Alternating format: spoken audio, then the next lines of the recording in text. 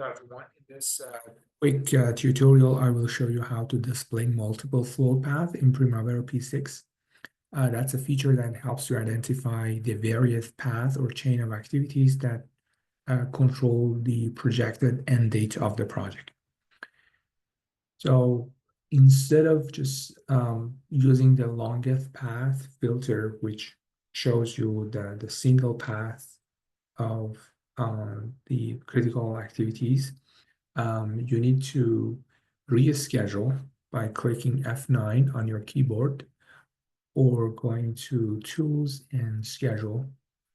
And then in here, you schedule, you perform network calculations, but before doing that, you change the options. You come to the Advanced tab. Under the Advanced tab, you choose Calculate Multiple Flow Path. You also choose Total Float, and then also you need to choose the end activity or the end milestone of the project.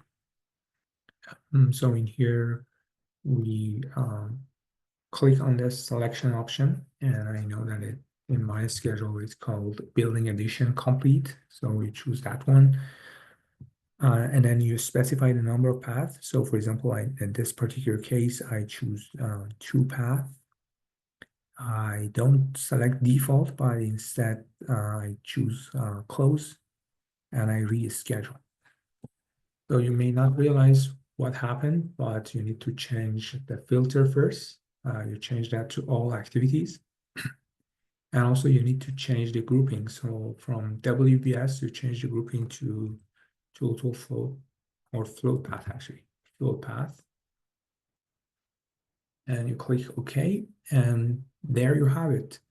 You see the primary path on top shown under category 1, and the secondary path or the secondary critical path is shown under the category labeled as number 2.